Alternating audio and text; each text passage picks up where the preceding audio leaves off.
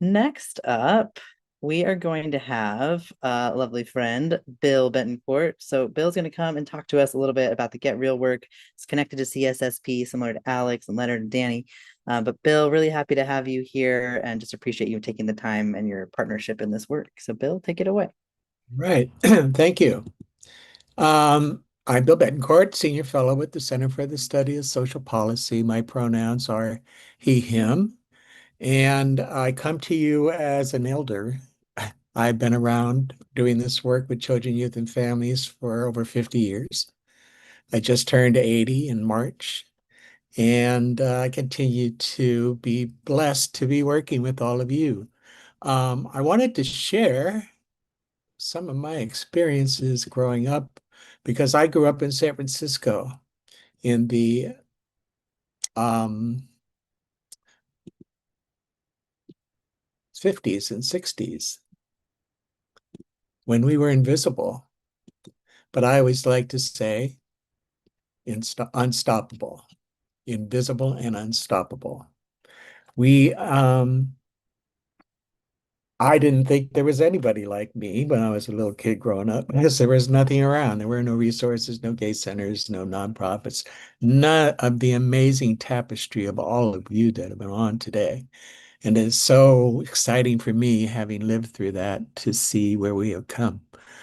And I shared that with you because we need to be clear about how far we've come and why we are unstoppable, believe me. But back in that time, we still found ways to connect.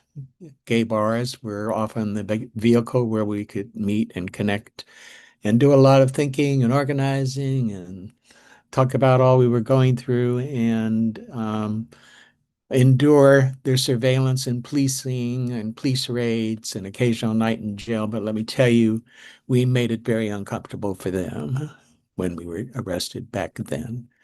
Moving into the 60s and 70s, we became more visible, and then all the legislation and the reactions started to happen. In 1964 in California, there was a proposition to do away with gay teachers. And we were able to organize and do a massive campaign in the state that started us on the journey of becoming visible and taking action and defeated that initiative.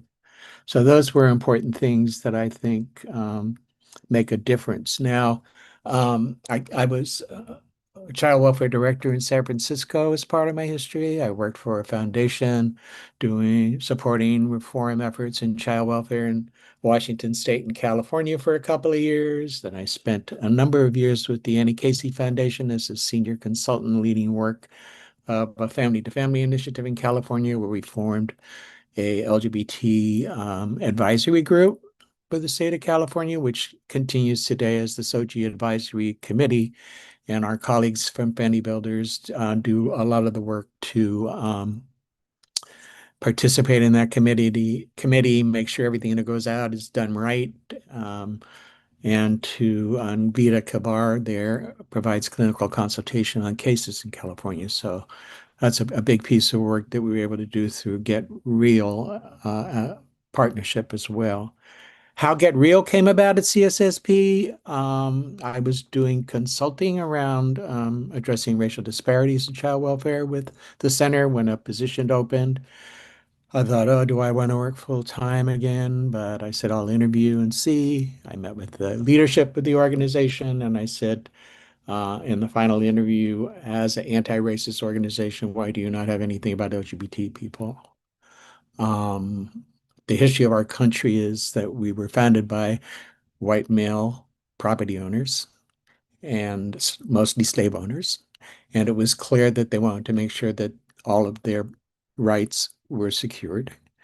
And it's not a far cry from slave patrols to the ICE agents in mass today doing what they do. This policing and surveillance has been the history in the country for all of the groups that have othered. And the center said to me, come and develop it for us. And that's how Get Real got developed. I spent time going across the country for a year, talking to young people, housing, homeless advocates, other advocates and leaders saying what would be the benefit of CSSP taking on this work. With young people, I remember there was one trans young person, and I said to them, how would you feel if a social worker asked you about your identity so that they could get data for the system? Because systems were talking about collecting data to better understand who was in the system.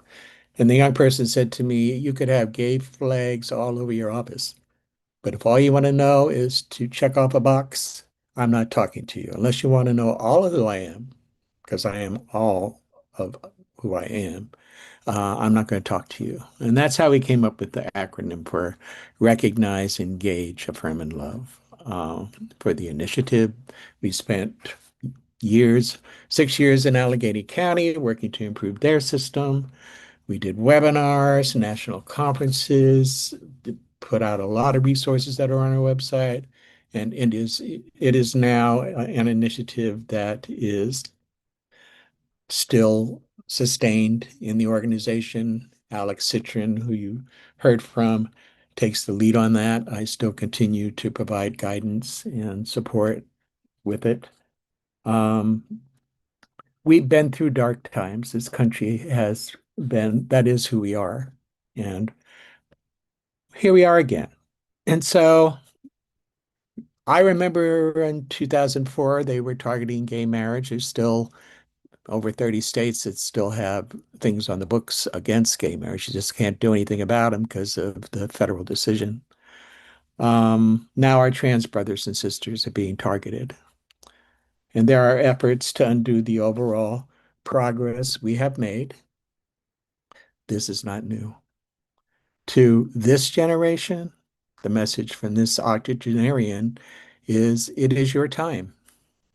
Young people, generations before you have led us out of the seeming dark times and the efforts to make us invisible. It's too late for them. It is your time to reach new milestones. And while this assault from the far right may seem daunting, know from our history that this is your opportunity to reach for the stars and for this country to rise above this darkness. And we need you to lead us. It's your time. It's your generation's time to lead us, and it's our commitment, all of us supporting this effort as an ongoing initiative, to do what we can to make sure we can support and lift you up so that that can be where we move from here. So Bill, thank you so much. Thank you for being here. Thanks for the Get Real work that you've worked on. Thanks for being similar to me, a person to ask, why aren't we talking about LGBTQ people? What are we doing here?